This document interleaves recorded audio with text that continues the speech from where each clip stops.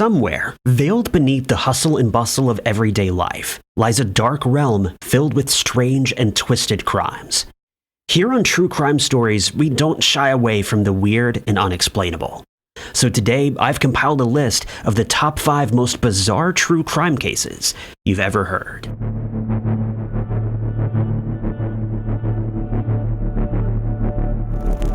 Wedding planning can be one of the most stressful yet exhilarating parts of someone's life. You get to start your life with the person you see yourself growing old with, and it's a new chapter of hopefully forever. Well, that was exactly how 21-year-old Brittany Zimmerman was feeling. She was on a wedding planning spree. Her head was still in the clouds after her boyfriend of many years had just proposed to her, and she was neck deep in preparations for her dream wedding in Hawaii. Life couldn't have been better for Brittany. She was studying to become a microbiologist and had her whole life planned out. But all of her plans were put on hold permanently, because what she didn't expect was to be brutally killed in her own home. The terrifying case of Brittany Zimmerman is filled with blunders, dragged investigations, false promises that led nowhere, and a whole lot of hurt for everyone who lost Brittany on an ordinary day in April of 2008.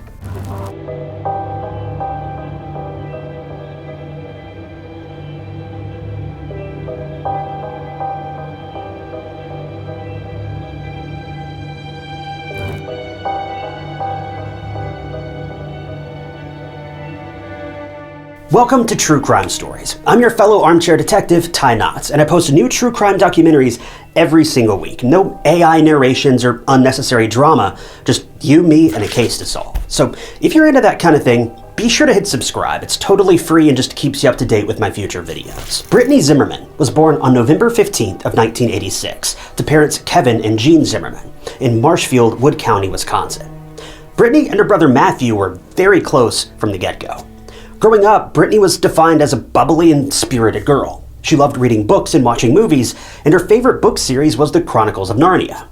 She attended Marshfield Senior High School, from where she graduated in 2005 with incredible grades after taking multiple AP courses. Upon leaving high school, Brittany had her whole life planned out. According to her school guidance counselor, Brittany wanted to be a doctor. She liked the challenging studies, and even though she knew that it was going to take a lot of hard work, she was determined. She enrolled in the University of Wisconsin-Madison, where she was studying medical microbiology and immunology, a slight shift from her original focus of simply being a doctor. When Brittany wasn't buried in her textbooks, she loved spending her free time cooking, baking, and trying out new restaurants. While most college students like to spend their time bar hopping, Brittany instead chose to go restaurant hopping. My kind of person. You'd think that Brittany had more than enough on her plate to keep her busy, but there was more. Despite her crazy and packed schedule, she also volunteered at the American Cancer Society Hope Lodge. Brittany was the embodiment of kindness and generosity. These are the very qualities that made her a very attractive and very likable person. At this point, Brittany had been dating a guy named Jordan Gonnering for several years. They'd known each other since childhood, and what started out as a friendship turned into something more. The two were the perfect couple. Both Brittany and Jordan were kind and caring, and they had big dreams together. Jordan was the calm and stable presence in Brittany's rather energetic life. Even though they were still young, if you saw the couple, you would think that they'd been married for years. These two were in it for the long haul, and it was obvious. When Brittany got into the University of Wisconsin-Madison, Jordan followed her, and eventually the two got an off-campus apartment in the downtown Madison area. Jordan supported Brittany's goals and ambitions and was always by her side during every win, and even the not-so-good times. While in university, the couple had been dating for a long time, so it was only fitting to make things official. Thus, one evening, Jordan got down on one knee and asked Brittany to marry him. Brittany was overjoyed, and now with her boyfriend-turned-fiancé by her side, she was living her best college life, as well as planning her dream wedding. Brittany always wanted to work in Hawaii as a doctor or immunologist, but this was also the place where she saw herself getting married, so that's exactly what the couple was planning for. At the time of the case, Brittany was also working at the university campus registrar's office and had been for about 3 years. And you guessed it, she was professional, punctual, and perfect for the job. So by all accounts, Brittany had a very normal, if not perfect, life. But when everything is going too well, one wrong instance in one wrong situation can flip the switch and everything can get ruined. And sadly, that's what happened to Brittany.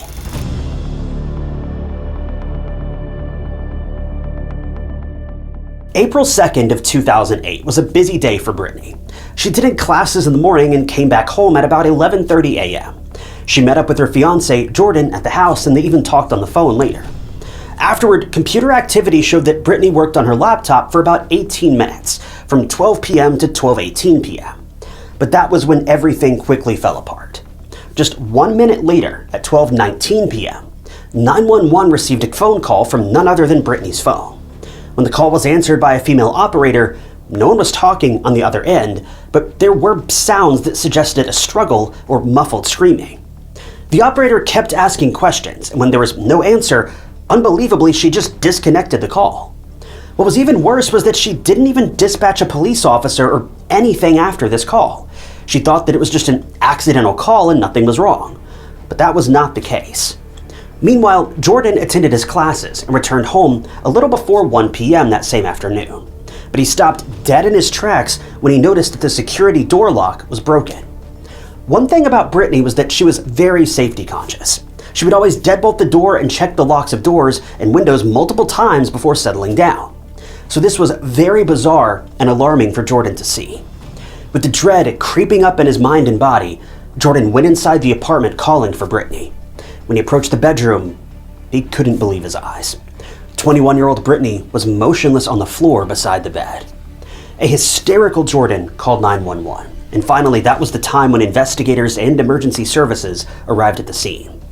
The police officers witnessed a distraught and inconsolable Jordan begging them to help Brittany. He was heard repeatedly saying, "She's the nicest person ever, who would do this?" It's so heartbreaking and awful to think that Jordan saw his fiancée, the person he wanted to spend the rest of his life with, in such an awful state, and that too in their own home, no less. Brittany was alive, well, and smiling just a few hours ago, but now she was gone. The scene was a mess. It was clear that Brittany had put up a fight against her attacker, but she was unsuccessful, and in the end, her life was taken. The investigators initially thought that it was a robbery, judging from the broken door lock, but nothing valuable was taken. Also, it seemed weird to the detectives that robbers would target college students. It just didn't make any sense. Most college students don't have enough money to bother trying to rob them. They're just doing what they can to get by already. For some context, at that time in Madison, even though it was a relatively safe area, there was an issue with homeless people breaking into people's houses and stealing things. So did someone break into Brittany's apartment? And if so, why did they end her life and not take anything, if that was the purpose to begin with? Well, to get answers, the investigators went to work. They swabbed the place clean and found a lot of fingerprints, footprints, and unknown DNA samples. The police were on the investigation, and they did everything they could to gather as much evidence as possible. But questioning homeless people, especially hundreds, was going to be a struggle, and a long one.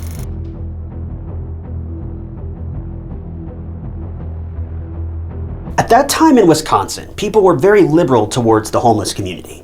They had an unlocked door policy so that homeless people could find shelter, and they even arranged a lot of events for the struggling community by raising money, giving out food, and other things.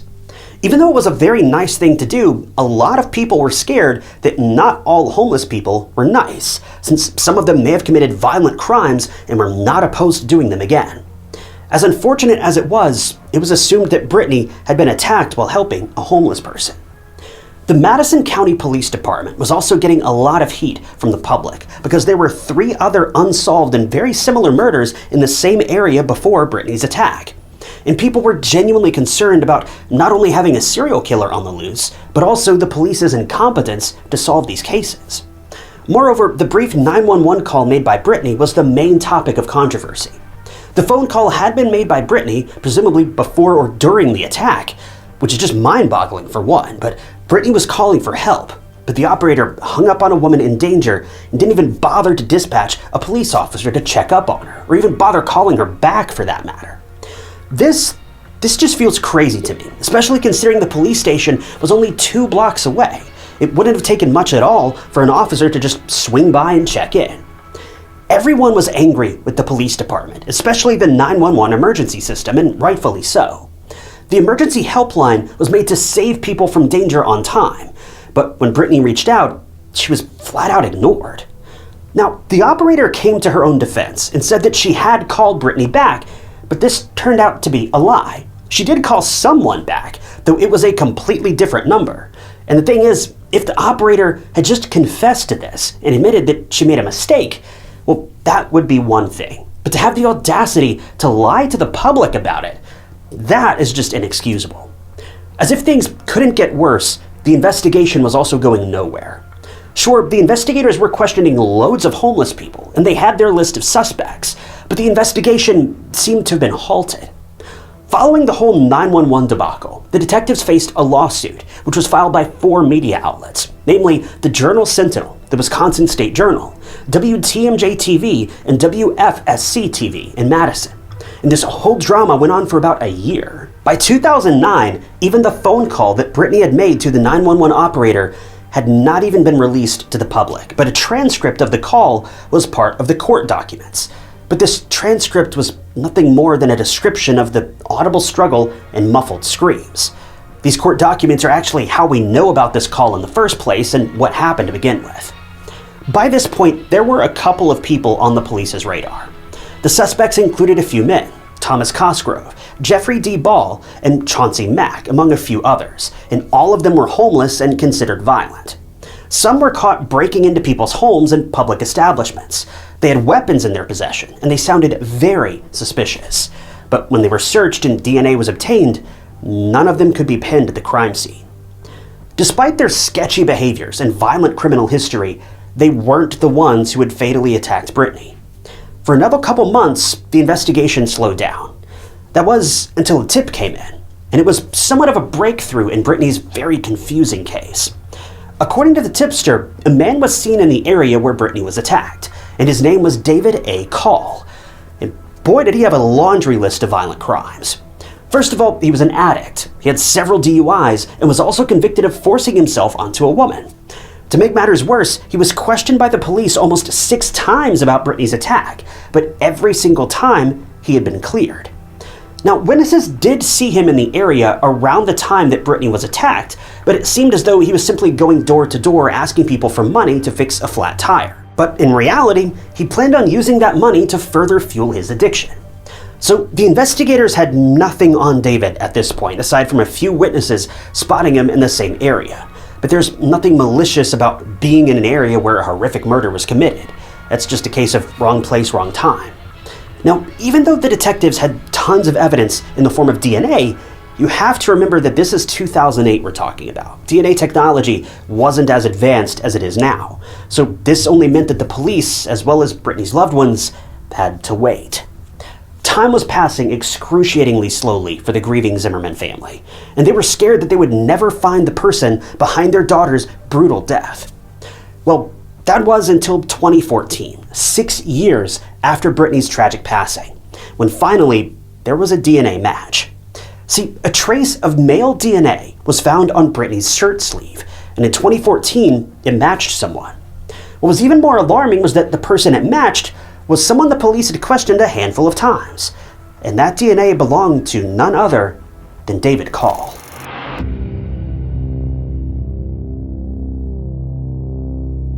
Six years after Brittany's passing, there was tremendous progress in the investigation. Ironically, by this time, David was not loitering around the streets anymore. He was actually behind bars for the upteenth drunk driving conviction. But there was a problem. His DNA wasn't a 100% match. Since it had been such a long time since the fatal attack on Brittany, the partial DNA match alone wasn't enough to convict David in Brittany's murder. And for a successful trial, they essentially needed David to confess. Did David do that though? Well, of course not. But someone else did come forward, and it was a friend of David's, who was also a convicted felon. What a surprise. And his name was Andrew Scholes. He was an inmate at Gilmer Federal Correctional Institution in Glenville, West Virginia, and he was incarcerated for illegal firearm possession. According to Andrew, David had confessed to killing Brittany, but he wasn't going to say anything more. This was when the investigators realized that Andrew wasn't going to spill the beans on David unless he got something out of it, and he wanted out of prison, which wasn't going to be as simple as a snap of a finger. It's so frustrating to see that someone is unashamedly milking a family's hurt and trauma for their own benefit. Even Brittany's mom, Jean, begged Andrew to side with the greater good and help bring Brittany justice, but Andrew was unfazed. And just like that, this ray of hope slowly faded away because the detectives knew that Andrew wasn't going to budge and he was only wasting everyone's time. The police refused to let Andrew out of prison, and they refused to work out a deal with him, and rightfully so. His plan, in the end, failed, and he was stuck in prison regardless. And kudos to the investigators for standing firm on this one. By August of 2017, Andrew, who'd been released on parole in 2015, passed away in a motorcycle accident, which meant that the Zimmerman family would get no answers from him anymore. Meanwhile, David was playing his sick game of cat and mouse with the police. He would throw breadcrumbs of information, but he wasn't fully admitting to killing Brittany. His answers were basically just vague, which is just infuriating. The detectives were certain that they had their guy for the time being, but they needed more evidence. To add to the frustration, David was scheduled to be released in 2021, so the police had to do something fast before he was totally free. Well, that something did happen. On March 20th of 2020, an arrest was made in Brittany's case. And what do you know, the person in handcuffs was David Call. See, advanced DNA technology was able to get a 100% match with David's DNA found on Brittany's clothes. And finally, there was no point for David to run away. If he didn't have any hand in Brittany's passing, then why was his DNA everywhere all over her apartment? The police, 12 years after Brittany's attack and tragic end, finally got a confession out of David. According to David, he was in the area going door to door asking people for money. At one point, he even went into a woman's house since the door was unlocked, but he quickly left when he found the woman inside who told him to leave. His next stop was Brittany's apartment, and he broke in since the door was locked, and David thought that no one was home. In fact, when he came face to face with Brittany in the apartment, nothing bad initially happened, contrary to common belief. He asked Brittany for money, who didn't have any cash on hand, and he was about to leave when he asked her at the last minute to use the bathroom. David was adamant that he had no plans of harming Brittany at that point. Brittany allowed him to go to the bathroom, and as he was coming out, after doing his business, he saw Brittany on the phone, possibly making that fateful 911 call, which was understandable. I mean, can you imagine a homeless person breaking into your house while you're there? Obviously, Brittany was scared and wanted to get help. But that was when David panicked.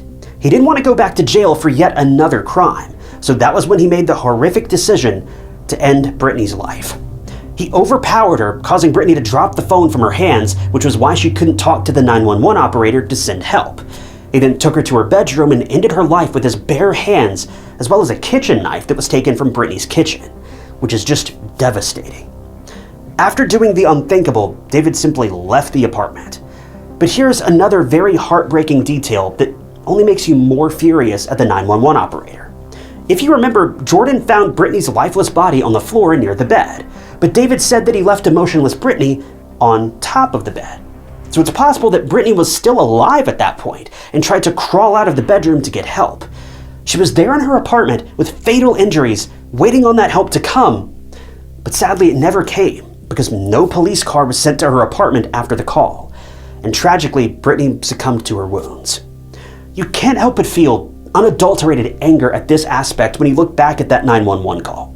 If only the operator had sent someone, maybe, and just maybe, Brittany's life could have been saved. Even if Brittany's end was inevitable, maybe her case could have been solved quickly if a police officer was dispatched to go and check up on her after the call.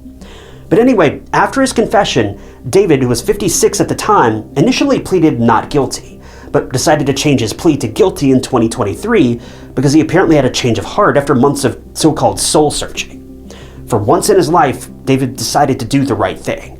But please do not give this man a round of applause. Don't forget, he was the one that caused this mess in the first place. Eventually, he was sentenced to life without the possibility of parole for the first-degree homicide of 21-year-old Brittany Zimmerman.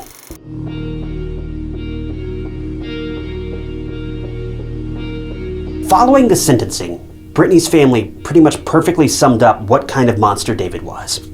Jean went on to say, quote, "David Call is nothing more than a worthless piece of skin and a killer." The Zimmerman family has been sentenced to life without their daughter. They tear up every time they think about Brittany and how she'll never be able to graduate college, for which she worked day and night. She'll never walk down the aisle and say her vows to Jordan, the love of her life. And she'll never get to build her life, become a doctor, save lives, or raise children. Even though the hurt runs deep for the Zimmerman family, Brittany's parents and loved ones are at peace knowing that the perpetrator is never going to see the light of day. Focusing on the positives, the Zimmerman family has done a lot to keep Brittany alive in their minds and their hearts.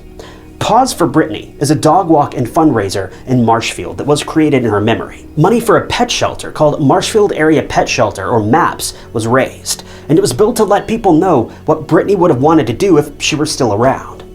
While Brittany may not have been able to establish these things herself, the love that she shared with those around her, particularly to animals, continues to live on through the efforts of her family and her loved ones. The Brittany Zimmerman Memorial Scholarship was also made to award Marshfield High School seniors who want to attend the University of Wisconsin-Madison to major in medicine, which is just the perfect way to remember Brittany and all that she was. I'm sure you've all heard so many inspiring and heartwarming stories about homeless people helping others and being there in times of dire need. But this is not that kind of story, and it will not leave you with a fuzzy feeling. It'll just leave you disgusted because one man who couldn't bear the thought of going back to prison for purposefully breaking into an innocent woman's house, ending someone's life who was nothing but a helping hand to others. It's just sickening.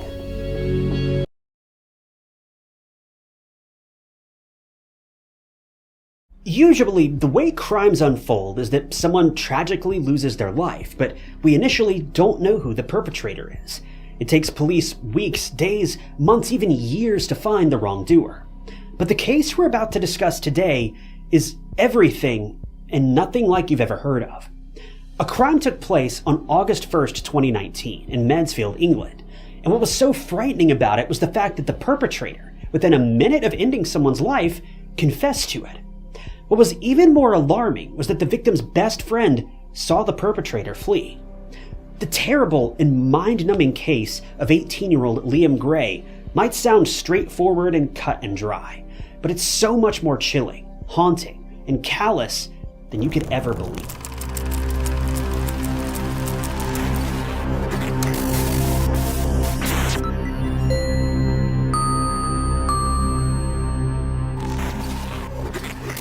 Welcome to True Crime Stories. If you're sick of the boring and overdramatic AI-narrated channels, then you've come to the right place.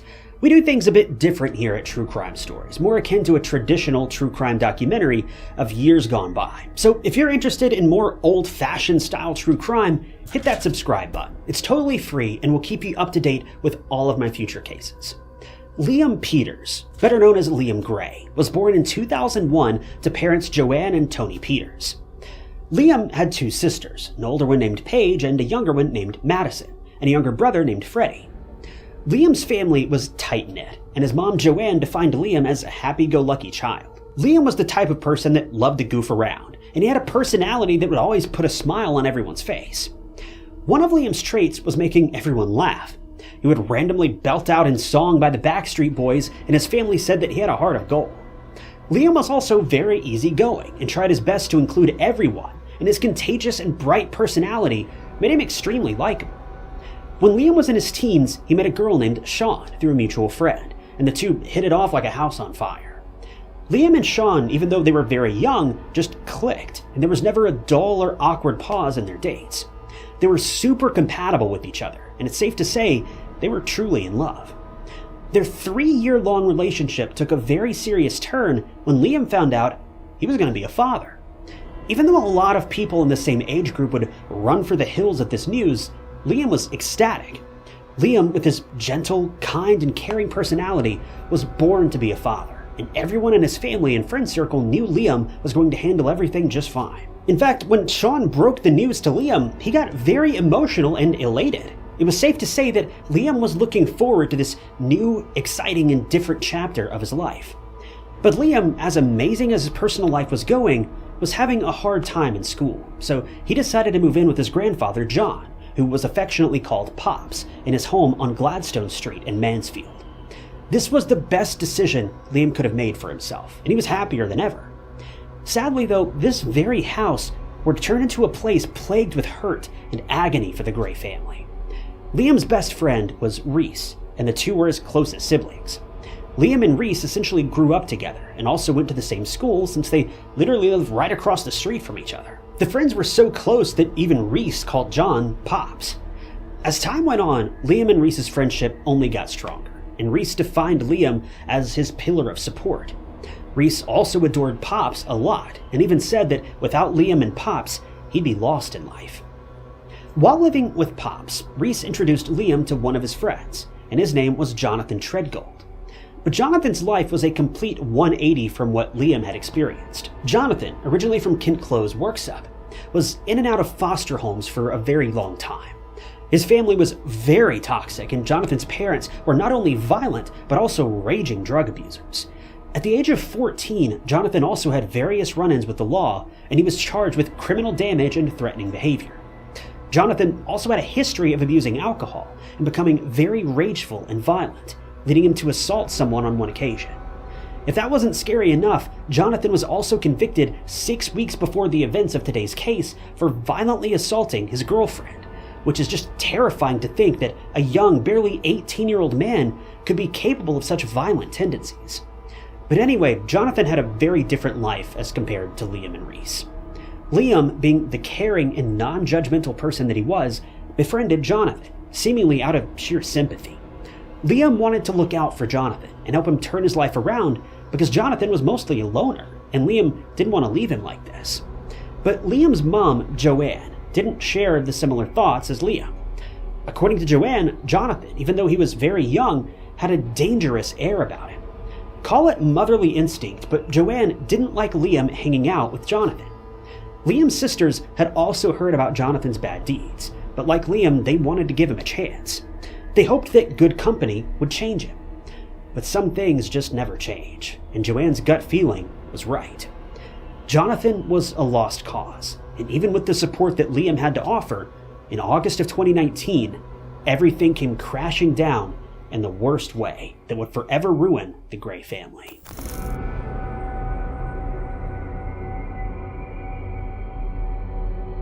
As soon as Liam found out that he was going to be a father, he underwent a miraculous change. He wanted to be the best father for his child, so Liam decided to take responsibility. He wanted to focus on building a better future for his growing family. According to Reese, Liam was over the moon after hearing this news, and he wanted to do everything in his power to provide for his child. Fast forward to July 18th of 2019. Liam and Sean welcomed a healthy baby girl, whom they named Isla Page. Liam, as soon as he was holding his baby in his arms, knew what happiness felt like. He was now a young father, and although there were going to be a lot of challenges, the couple was determined to face them together and come out on the other side. In light of his baby's birth, Liam made the decision to move from Mansfield to Birmingham with his girlfriend to start their lives on a clean slate. This news, as exciting as it was for Liam's family, also saddened them. Liam had lived close to his family all this time, and they were going to miss him now that he was moving about 65 miles away. Knowing that he would be moving away within days, Liam decided to spend the remainder of his time with his two closest friends, Reese and Jonathan. August 1st of 2019 was a hot summer day in Mansfield, and the trio had made plans to have loads of fun at Liam's grandfather's house before he left for Birmingham. The friends spent time in the garden, singing and having fun, and making videos on Snapchat. Liam, Reese, and Jonathan then went to a local store to buy alcohol. They'd planned to take it back to Pop's house and spend the evening there. Liam even suggested that 17-year-old Jonathan change out of his casual clothes into something nicer, and he lent him a pair of his jeans to make him look more presentable, as the trio had plans to kill time at a local pub. En route to the pub, Reese received a text on his phone, and it was from Jonathan's sister's boyfriend. Now, the contents of this message are unclear, but judging by the reaction of Liam and his group, it might have been something heated or maybe inappropriate. Liam, upon viewing the text, verbally slammed the boyfriend and stood up for Jonathan's sister. Now, you might think that Jonathan would take pride in this action, seeing as one of his best friends is standing by his and his sister's side. But Jonathan's reaction was the complete opposite of what you would expect. Jonathan violently lashed out at Liam, and the two got into a verbal altercation that soon escalated to the point where Liam, having had enough of Jonathan's bizarre behavior, suggested that Jonathan needed to leave if he was going to keep acting like that. Jonathan was irate and barely kept his rage in check before storming from the park back to Liam's home on Gladstone Street, After calming down, Liam felt bad about what he had said to Jonathan and suggested that he and Reese go back to the house and make amends. It was Liam's last day in Mansfield, and he didn't want to leave Jonathan, his best friend, in a bad mood, which really goes to show how Liam was as a person. Even though Jonathan's reaction was uncalled for and senseless to say the least, Liam wanted to patch things up and leave on a good note. After Liam and Reese made it to Pop's house, who was in the living room, Liam went inside to speak with Jonathan alone, while Reese waited out in the garden. Reese was expecting the two young men to come out of the house at any moment, having made amends and brought things back to good terms. But nothing could have prepared Reese for what he witnessed just moments later. Not even a minute had passed since Liam disappeared inside the house, and Reese saw a clearly distressed Jonathan running out of the front door. Reese barely even registered the words that came out of Jonathan's mouth, which were, "I killed him." Jonathan took off in a run, and Reese, after recovering from the initial shock of the whole interaction, rushed into the house, and what he saw is forever burned into his mind. Reese made his way to the dining room, and he saw Liam holding a tea towel to his chest, which was soaked in blood. Near Liam's body was a huge kitchen knife. Liam was pale and soon collapsed to the ground. With Liam was his grandfather, John, trying to stop the bleeding and keeping pressure on the wound while asking Reese to call the emergency services as soon as possible. Reese couldn't believe the horrific scene in front of him. On autopilot, he dialed emergency services, and an ambulance as well as the police were quickly dispatched to the scene. Paramedics arrived almost immediately and tried to save Liam's life. He was still breathing, but he had a weak pulse and had lost a lot of blood. At one point, paramedics had to manually keep Liam's heart pumping. As paramedics were fighting tooth and nail to save Liam, some officers were dispatched to catch Jonathan, and the rest, along with Reese, went to Liam's mom, Joanne's home, to break the terrifying news of her son getting attacked. Joanne and Liam's sisters were shocked to the core upon hearing this news. Liam was just having fun with his friends before leaving for Birmingham with his family, and now the young father had been attacked out of nowhere and was fighting for his life. Meanwhile, the police who were after Jonathan got a call from someone. It was the owner of a local sandwich shop, and according to him, a young man had climbed over his shop wall and then confided in him about being involved in a violent situation and that he had attacked a person in self-defense. The boy even went on to show the shop owner scratch marks on his stomach by lifting his shirt. This boy was obviously Jonathan. Back to Gladstone Street, at around 3:15 p.m., Joanne made it to the house as Liam was being wheeled into an ambulance. Joanne was shaken, in tears, and just wanted to hold her son's hand, but she obviously couldn't because paramedics were swarming around young Liam's body, trying to keep his heart beating and his breathing stable. Joanne tearfully addressed Liam by telling him that she loved him, hoping that her unconscious son heard her. It's so heartbreaking to see Joanne witnessing the brutal state that her son was in. The pain reverberating through Joanne and the rest of the Gray family, it's beyond imagination. Liam was rushed to Queen's Medical Center in Nottingham, and he needed emergency open heart surgery. But tragically, after 1.5 hours of the doctors and staff trying to save Liam, he lost his life. Liam was only 18 years old and was on the cusp of starting a new chapter of his life with the two people he loved the most, his girlfriend Sean and their daughter Isla, who was just brought into the world 13 days before the tragic and sudden attack on Liam. Joanne, upon hearing the news of her son's passing, felt her heart fracture, and she knew her life would never be the same again. Paige broke down and had a severe panic attack just outside the hospital, whereas Madison, who was at home, received the dreadful call and remembered collapsing to the floor in tears. One fatal wound, inflicted by none other than Liam's own friend, had driven the Gray family into an endless pit of sadness, disbelief, and utmost tragedy. Meanwhile, Jonathan was still on the run. The police were close by when they received another call, which disclosed Jonathan's current location. He was at a family friend's house where he'd confessed to attacking Liam.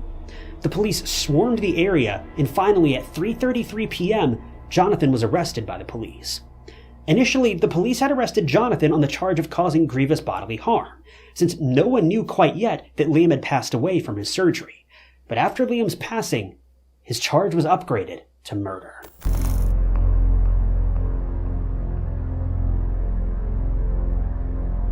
What was so appalling was that Jonathan stuck to the story of acting in self-defense. According to Jonathan, Liam was the one who attacked him first, and in fear for his life, Jonathan snatched a knife from Liam's hand and attacked him before running off. Interestingly, while being held in a jail cell, Jonathan was tested for his blood alcohol levels. Now, keep in mind that several hours had passed since he had anything to drink and had been arrested, but the results showed that his alcohol level was still 3 times the legal driving limit.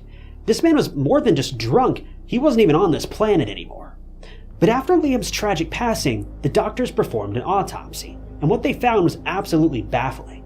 See, if Jonathan's version of events was true, Liam would have suffered from a great deal of defensive wounds, but there was only 1 deep stab wound to his chest, and no defensive wounds on his arms or the rest of his body.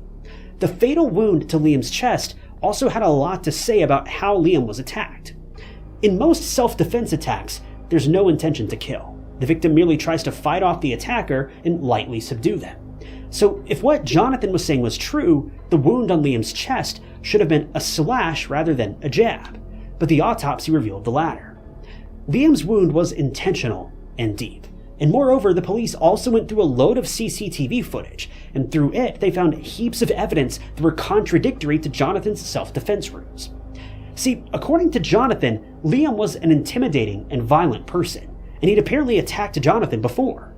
Jonathan went on to paint Liam as a violent young man by saying that he was a bully and that he picked on Jonathan for years, which doesn't even make sense. But when police viewed the CCTV footage of the trio buying alcohol at the supermarket, nothing was out of the ordinary. If you don't count the fact that Jonathan was shirtless in a public place, that is. Liam's gait and body language were not intimidating or scary by any means. It looked like 3 friends buzzing around the store buying alcohol. Anyway, Jonathan also claimed that after the argument with Liam, he ran to Pop's house to get away from the violent and angry Liam. But this claim was shut down pretty quickly when police viewed surveillance footage and found Jonathan not running, but slowly walking towards the house. His stride did not look like someone who was afraid of Liam. Also, Reese was there the entire time, and he corroborated that Liam hadn't done anything violent to provoke fear in Jonathan. The only time Jonathan was seen running was after he had attacked Liam, and it clearly looked like he was trying to make a run for it. Nottinghamshire Police Superintendent Kevin Broadhead looked into Jonathan's record of social services, and in it, he found some disturbing things. See, Jonathan had a tendency to harm himself, and the scars on his stomach, the ones he claimed were the result of Liam attacking him, were actually not current, and they were confirmed to have been self-inflicted quite some time ago. So Jonathan was basically trying to throw Liam under the bus by painting him as a bully and a violent man, when in reality, the real danger was actually Jonathan himself. Even though it was initially believed that Jonathan acted in a violent drunken haze, he was coherent enough to come up with an unbelievable self-defense story to try to save his skin. Well, that obviously didn't work for too long. Jonathan was in custody, but what the police and really everyone wanted to know was, why? Why did Jonathan act so violently towards someone who regarded him as a close friend? It couldn't have just been some petty fight about text messages, right? Well, Superintendent Broadhead speculated that Jonathan was actually extremely jealous of Liam. Liam had his life together. He had a healthy and happy relationship, he had a loving family of his own, and he went on to build his own tribe as well, whereas Jonathan's life was what could be defined as a mess. He had no family, no goals, no plans to better his life, and he was just racking up criminal charges after criminal charges. This comparison caused Jonathan to basically resent his best friend. Although it wasn't like Liam was trying to be bashful about his life and achievements, he was genuinely trying to help Jonathan as much as he could. But sadly, Jonathan didn't see it that way, and internally, he was rotting away with jealousy and bitterness for Liam. Now, keep in mind that this is all speculation, since Jonathan has not come out with any confession and still maintains that he acted in self-defense. Either way, Jonathan's trial was held on November 1st, and infuriatingly, he was tried as a child since he was technically under 18 when he committed the crime. This was quite upsetting for Joanne and the Gray family, as well as the general public, because everyone wanted to see Jonathan get punished for what he did to Liam. To add to everyone's anger and devastation, Jonathan pleaded not guilty to the charges, and this led to another autopsy being performed on Liam's body at the defense's request. For Joanne, it was very painful to see her son's peace disturbed over and over again. She just wanted Jonathan to face the consequences and move on from this nightmare. Because of his age, Jonathan's identity was initially hidden, but the court did decide to bring out the defendant and killer in public, no matter what his age was, because what Jonathan made the Gray family go through by tragically ending Liam's life was inhumane in every sense. But finally, on February 7th of 2020, almost 6 months after the tragic passing of Liam, the jury reached a verdict.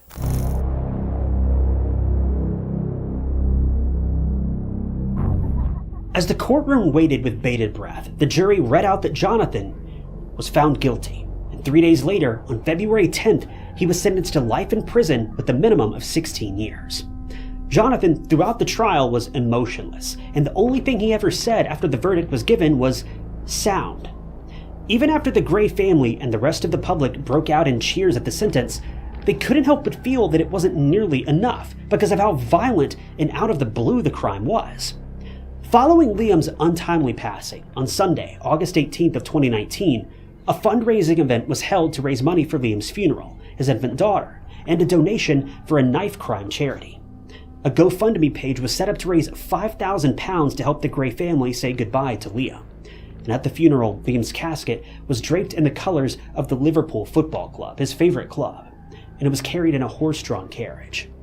What was so heartbreaking was that Liam's grandfather, John, who witnessed the attack on his beloved grandson, paid tribute to Liam, laced with the remorse and guilt for not being able to successfully save him. John went on to say, quote, "I miss you terribly. I tried so much to help you. My best wasn't enough, and I'm so sorry." It's so devastating to see John breaking down, reliving his attempt to save Liam's life on that fateful day of August 1st. He did try his best to save Liam, but I don't think any words will ever be able to convince Pops that it isn't his fault. Liam's girlfriend, Sean, well, she was a mess. Sean has made a memory box for Isla containing pictures, mementos, and scrapbooks of Liam, and she vows that Liam won't be forgotten, and Isla will remember him forever, even though his time with her was incredibly short. Jonathan, someone who Liam knew and wanted to so desperately help, robbed the once happy family of every joyous moment that Liam could ever share with them. We can only hope that Liam's family, including his daughter, can try to move on from this tragedy and pave their way towards healing. A petty argument, resentment, or whatever the case may be, Liam didn't deserve to have his life snuffed out so brutally, and especially not at the hands of someone he regarded as a friend. I can't help but feel a small amount of remorse for Jonathan as well, because his life was hard through and through, but that didn't mean he had to make similar bad decisions like his parents and his peers did. He had his own thoughts, his own desires, and his own ability to make good choices, but he chose not to. That, in itself, is devastating. Friends are supposed to be the people that hype you up in your successes. It's said that a bond built on trust and respect is the strongest, but whatever Jonathan had with Liam was the farthest thing from friendship, because people blessed with real and solid friendships never have to go through what young Liam did. Liam tried so hard to help make Jonathan's life better, but in return, Jonathan ended Liam's.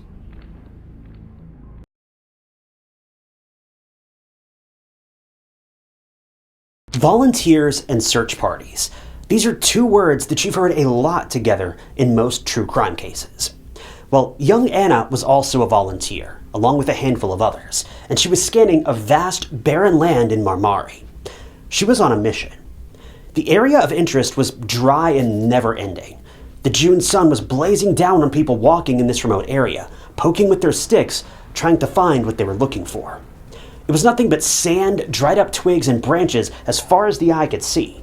Maybe a tree or two in the distance, but other than that, there was zero shade. Anna reached a nearby tree, surrounded by twigs and branches. But this wasn't any ordinary tree. It was the same tree where a witness saw a man, a visibly panicked man, carrying a load of thorny branches. That too, at a very odd hour. While Anna was poking around in the mass of branches, the air changed direction. And that changed everything. Anna was hit with that undeniable rancid smell. She called her partner, and everything after that was a blur. As the pile was removed, though, they saw it. A woman's body was recovered. She'd been so badly wounded that she couldn't even be identified, not even by her fingerprints.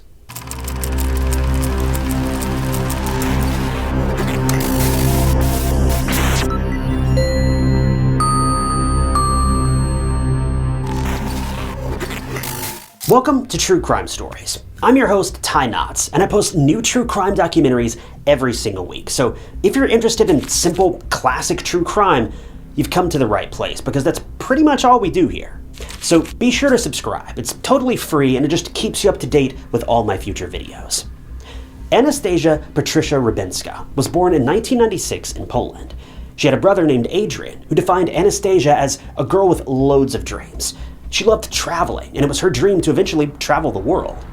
But one of her other dreams was to become a model. Now, Anastasia certainly had a shot, but it was easier said than done, and she had a long road ahead of her before she could burst out onto the runway and be on every billboard. So in the meantime, Anastasia went to high school, graduated, and then enrolled in a hairdressing school in Poland. During her time in hairdressing school, Anastasia landed a couple of small modeling jobs, and she was living her dream to a small extent. She traveled frequently to different countries because she was a hotel worker in different five-star restaurants and resorts across the globe. Now, I don't really understand what specifically her job entailed or how this all worked out, but it required a lot of travel, and this was something that Anastasia was incredibly excited about. Anastasia's dad, Andrei, defined his daughter as kind and friendly, but she was the type of person to blindly trust anyone and thought that there is no such thing as bad people. Now, although this is an amazing quality to have in a person, this is exactly what tragically led us here today. Anastasia had a bit of a rebellious streak in her teen years, and she would do things that would make her parents worried. But what teenage kid hasn't driven their parents close to a heart attack at least once, if not more? Anastasia and her boyfriend, Mikhail, or Michael depending on how you want to pronounce it, met each other when they were both teenagers. Well, that was then, and here they were, now 13 years later, still going strong. They were literally the perfect couple. They also shared the same dream of traveling together, so they made it their life mission to see as much of the world as they could together. Michael and Anastasia were inseparable. They were even considering starting their lives together as a married couple, but they hadn't quite made that commitment just yet. It was May of 2023 that Anastasia and Michael took the leap and packed their bags for Greece. They wanted to work somewhere else to make more money so that they could start the next chapter of their lives, whether it was buy a place together or get married. Well, the couple settled on the island of Kos, Greece. They started working at a five-star hotel in Marmari, which is a very famous tourist town in Greece. Anastasia worked as a hotel restaurant hostess, but she'd only been working there for about a month before tragedy struck. One day she disappeared and was never seen again. At least, not alive. It was the evening of June 12, 2023, and it was a regular day for Anastasia at the hotel. She got dressed in her work uniform and worked her shift at the hotel restaurant. Unfortunately, during her shift, she burnt her hand really badly. She was in a lot of pain, but she finished her shift, and all day she hadn't eaten anything. Michael tried to make her eat something, but she just wasn't in the mood, and she wanted to get some alcohol to end the night. At some point, Anastasia was done with her shift, but Michael was still at work, and they had made plans to meet up at a local bar for a little post-work date. Anastasia told Michael that she was stepping out for a bit to buy some alcohol, and he didn't think much of it. The couple would constantly go out to local stores to buy alcohol, either together or alone at times, so it wasn't anything new. But this time, Anastasia sadly wouldn't return. Throughout her shift, Michael was receiving text after text from Anastasia. She was updating him on what she was doing, where she was, and things like that. Michael learned that Anastasia was out somewhere having drinks with another person since Michael was still at work. After that, at around 10:30 p.m., Michael asked if she needed him to come and pick her up. Anastasia then sent him her location and said that she wanted him to come get her because she didn't feel safe. Now keep in mind that Michael was still at work at this point. It would take him quite some time to get to her. But it turned out he didn't need to, because someone else stepped up and was going to give Anastasia a ride home on his motorcycle. When Michael caught word of this update minutes later, this immediately left him on edge. He didn't want Anastasia to accept any favors from a stranger because, well, stranger danger. But Anastasia, being the kind and naive person she was, believed that no one had any reason to harm her. Michael tried multiple times to stop Anastasia from going with this random stranger and wait for him instead, but she said that it was fine. Michael couldn't get a hold of her for a long time after this. Sometime later, Michael's phone chimed again, and this time Anastasia sent him a location. Then another, and then another.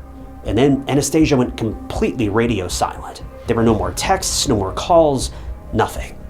3 locations in the span of a few minutes really put Michael into panic mode, and he immediately alerted the police as well as Anastasia's family back home. This was really weird for everyone. Michael knew that Anastasia wasn't safe out there, and those texts of her not feeling safe, then followed by 3 different location messages, and even a message that said everything was under control, left Michael feeling very uneasy. The Greek investigators immediately opened up a missing person investigation, and luckily they had a lot of information to help this case along. But time was quickly running out. Anastasia's text messages did leave a sinister undertone, but they weren't enough to pinpoint exactly where she was. So the police had no choice but to comb through the surveillance footage of the place where Anastasia was supposed to be. It was a local supermarket, and sure enough, CCTV footage showed Anastasia by the fence, eating some snacks and drinking some wine. At that point, she was alone, but when the investigators checked the footage further, it showed that sometime later, Anastasia was joined by not 1, not 2, and not 3, but 5 men. At first glance, these men looked like they were locals, and they joined Anastasia to have a good time. Now, different cultures do different things, so was this really all that weird? I don't really know, but it definitely feels a bit strange. This situation was also corroborated by several witnesses, and they saw the men and Anastasia at around 8:30 p.m. chatting up a storm. 2 hours later, Anastasia sent that worrying text about being drunk and in danger, and that she needed Michael to come get her. It's so frightening to imagine Anastasia alone and vulnerable in a place surrounded by strange men. I mean, it's no surprise that she wasn't feeling safe. When the police checked even more CCTV footage around this area, this was when they noticed something. And right away, their blood ran cold. Remember that text Anastasia sent to Michael, saying that she would get a lift from a random person on his motorcycle? Well, she was seen leaving with one of the 5 men on the back of a motorcycle. So every piece of this puzzle was fitting together perfectly. But this revelation was not good, because the investigators knew that Anastasia was in trouble, and they needed to figure out where she was, and fast. The police immediately got to work, and they quickly figured out that the 5 men who were with Anastasia on that fateful evening were illegal immigrants from Bangladesh and Pakistan. Upon further inquiry from locals and witnesses around the area, a shopkeeper was able to identify the man who offered Anastasia a lift. He was a Bangladeshi man named Salahuddin S. Now, there's not a lot of details about this Salahuddin guy. We don't even know his last name. But what we do know is that he is a very shady guy, and Anastasia was in this guy's company not long ago, and now she's missing. The shopkeeper told the investigators that Salahuddin had been a resident of Kos for many years now. He worked in housing estates, but he was very recently unemployed. To make matters worse, the detectives were finally able to find tons of criminal history against this guy. Now, we don't know what it was specifically, but I think you can safely assume that Salahuddin is not a guy you would trust your life with, even in broad daylight. So why did Salahuddin approach Anastasia? Did the other men have something to do with Anastasia's disappearance? And most importantly, where is she now? The police had to get answers to all of these questions, and within no time, the 5 men, including Salahuddin, were on their radar. You would think that tracking these 5 men down in Kos would be hard for the police, but luckily it wasn't. And within hours, these men, who were the last people to have been seen with Anastasia, were brought to the police station to be questioned. The police had a very strong feeling that these men had something to do with Anastasia's disappearance, obviously. And when they saw the men in the flesh, let's just say their suspicions were heightened even more, but I'm getting a bit ahead of myself. First, the detectives asked the men if they were with Anastasia on the evening of June 12th, and to everyone's surprise, the men admitted approaching her and chatting with her. According to the men, they noticed that she was very out of it at the bar, and she looked visibly intoxicated. They were just being good Samaritans and helped her get home safely, and after their good deed, they simply left. But the police were far from convinced. First of all, if Anastasia were home, she wouldn't have been reported missing by her boyfriend. She was still very clearly missing at that point. Second, and this was the detail that left the investigators feeling even more suspicious, but Salahuddin had scratches and injuries all over his face and arms, and another man had noticeable scratches on his nose. This likely meant one thing: a struggle had taken place. Even though the men swore up and down that the scratches were just injuries from an unexplained accident a few days ago, there was no fooling the police. A woman had gone missing. These 5 men were the last people to see her. She rode with one of these men on his motorcycle, and now 2 of the 5 men had bizarre injuries on their body consistent with the struggle. I'm sure you can put all this together.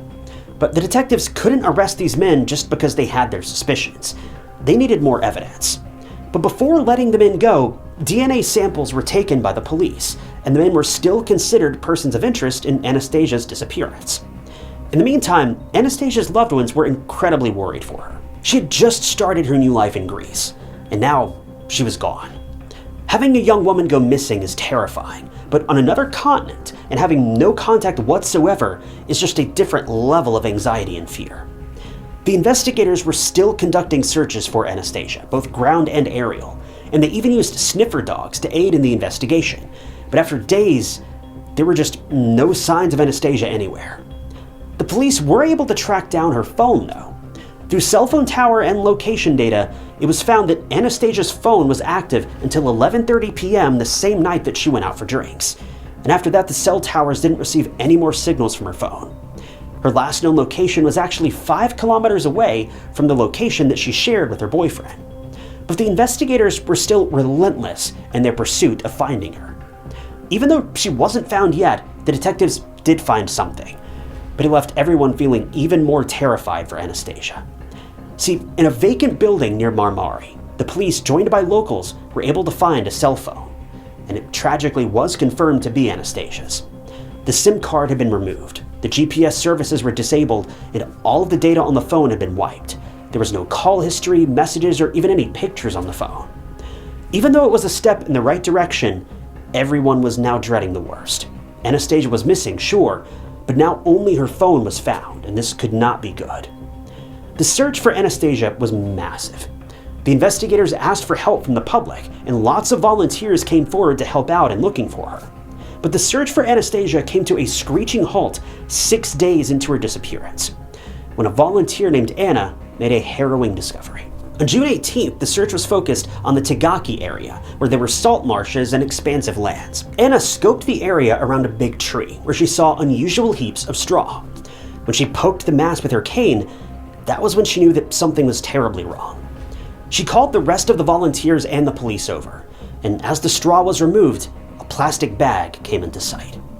Everyone was dreading opening that bag up, but when they did, they were left feeling horrified, disgusted, and shocked. The disrobed body of a woman was found in the plastic bag, and it didn't take a genius to realize that the perpetrator had taken the woman's life with his bare hands.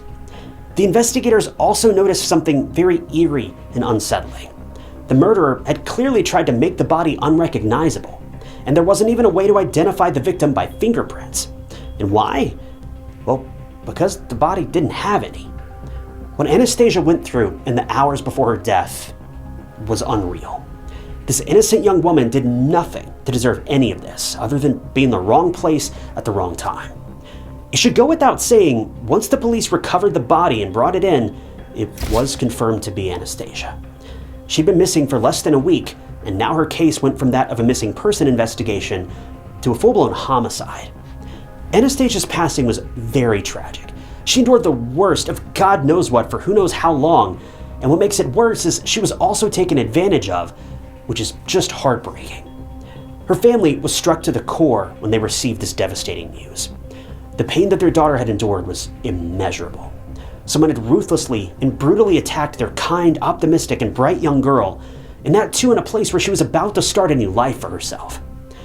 As tragic as Anastasia's passing was, the detectives now had what they needed: evidence. Evidence to finally convict whoever did this to her. And this was also when the investigators found something out. Something that was about to blow the case wide open and seal the fate of one particular man. The area where Anastasia's body was found was oddly close to a significant person's home. 1 kilometer away to be exact. And if you guessed it was the home of Salahuddin, then you'd be absolutely right. This made the police even more certain that Salahuddin was the one, or at least one of the men, responsible for Anastasia's tragic and harrowing passing. And now they had to put handcuffs on this monster and make him pay for what he did to Anastasia. With the discovery of Anastasia's body, the investigators wasted no time arresting Salahuddin on suspicion of murder. This time, Salahuddin's story changed, which is classic suspect behavior. Salahuddin forgot all about helping a drunk woman get home, and he said that he and Anastasia got intimate with each other at his apartment that night. Even though his story had changed completely from before, he still denied fatally harming Anastasia and swore that he knew nothing about her demise. Well, that was until the detectives searched Salahuddin's apartment. There, they managed to recover strands of blonde hair, a blouse that was covered in red stains, and an orange sweatshirt in his apartment. Sadly, the hair and stains on the blouse positively identified as Anastasia's DNA. She was in Salahuddin's apartment, and things got violent. If you add the scratches and injuries on Salahuddin as well as the marks on his friend's face into the mix, then you can tell that Anastasia fought for her life until the very end. But if there's even a sliver of doubt in anyone's mind that Salahuddin didn't drive Anastasia to her untimely end, then this next bit is sure to convince you. When Salahuddin's phone was confiscated after his arrest, his search history sent chills down the officers' spines. Salahuddin had searched for disturbing things such as how to remove data from a phone, how to confuse the police, and how to make a body impossible to identify. If that doesn't scream guilty, I don't know what will. But there's more. When the detectives searched Salahuddin's apartment, they found a plane ticket to Italy. None of his friends or even his roommates knew that he was leaving. And get this, the date of the departure was the same date that he was arrested. This man very nearly got away. Naturally, he was taken to court, and Salahuddin pleaded not guilty. At trial, the prosecution believed that Salahuddin managed to lure Anastasia into his home and subjected her to the worst kind of torture. We don't know if the rest of Salahuddin's minions were involved in this, but it is highly possible and highly likely that they were, if you consider the scratches on the other guy's nose. Anastasia fought for her life, but she was unsuccessful, and in the end her life was taken animalistically and her body was disposed of near the Tagaki Beach area. On December 6th of 2024, Salahuddin was found guilty of manslaughter with intent, and he was sentenced to life in prison. At his sentencing, Anastasia's dad, Andrei, spoke to the press and said, quote, "This punishment will not bring Anastasia back, but he got what he deserved. May he never leave prison again, and may he never hurt anyone again." The disappearance and murder of Anastasia was local and international news for a long time. It made women all over the world fearful for their lives, and everyone was enraged that a man with a criminal history was allowed to walk the picturesque and touristy streets of Kos freely. As far as we know, it was only Salahuddin that was sentenced for Anastasia's murder. Since this case has very little available information, it's hard to say if any of the other men were convicted of Anastasia's murder or if they were even proven to be an accomplice in it. Salahuddin's sentencing was a bittersweet moment for her family, though. At one point, her brother Adrian demanded that he get 10 minutes alone with this assailant who took the life from his sister, so that he could, quote, finish him. Although no one condones this type of behavior, I think we can all see where this hurt and fury was coming from. Adrian was blindsided when he found out that his sister was gone. She lost her life for no reason at all. She didn't even provoke anyone. She was out alone and vulnerable, yes, but does anyone go out looking for trouble willingly? She just wanted to have a drink after a really bad day at work. I just hope that Anastasia's family is moving on from this, well, tragedy doesn't even begin to explain what happened to her. This was literal hell. Anastasia left the world after 27 short years, and she had her whole life ahead of her.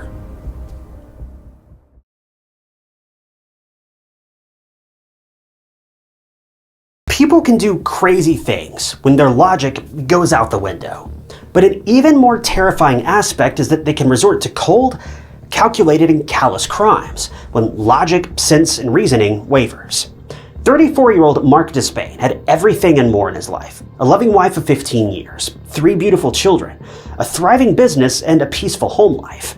But when he was found lifeless on the kitchen floor of his home, people were stunned and horrified. Marc left behind a grieving widow with 3 children, and the police had to dig through heaps of information to find the perpetrator. Marc's case is laced with twists and turns, thick plots, and lots of suspects, and a vice that turned a loving family into a shell of what it used to be.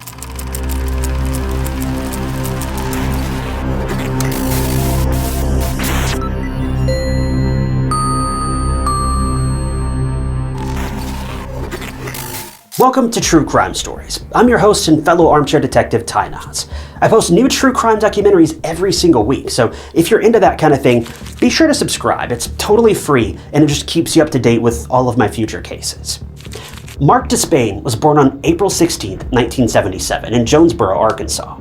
The Despain family had their own real estate business, and the family lived pretty comfortably. Marc was very close to his family, and he was a loving son, a protected brother, and overall just a very nice guy. Marc loved sports, football and baseball to be exact. He attended Nettleton High School in Jonesboro, from where he graduated in 1995.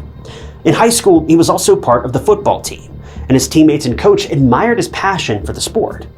Being a lifelong resident of Jonesboro and admiring football since a young age, Marc turned into an avid football enthusiast, and his favorite team was the Valley View Blazers. You could bet that whenever the Valley View Blazers were up against another team, Marc would put everything down to watch the game till the end. Marc was a pretty easygoing and calm guy. He had a tight-knit group of friends, and he was just a very fun person to be around. Marc also loved the beach. It was probably his favorite place in the world, so it wasn't surprising that he took a liking to scuba diving.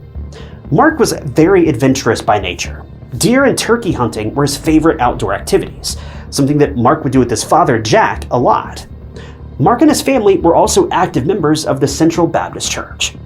Marc, seeing his family's real estate business booming from a very young age, knew that this was what he wanted to do when he grew up as well. He had plans to help his father out with the business as soon as he completed school. But in high school, he crossed paths with a girl who he knew in his heart was going to be his forever. This was Michelle. Michelle caught Marc's attention almost instantly, and the two fell in love with each other. They were essentially high school sweethearts. Soon after graduating, Michelle and Marc got married in 1996. And some would say that it was very quick since the two were very young at that point. But 19-year-old Marc and 18-year-old Michelle were ready to see where this new chapter of life would take them. Even though the two were just teenagers, Michelle had a daughter from a previous relationship named Brooke, and Marc accepted Brooke with open arms. Marc was a family guy inside and out. He loved children and couldn't be happier to accept Brooke and step up as a father figure for her. This goes to show how incredible of a person Marc really was. Initially, Marc's parents helped the young and newly married couple a lot, and he and Michelle lived in a mobile home that was bought by Jack and Tana. Marc also got onto his feet very quickly and began working in the Despain family real estate business.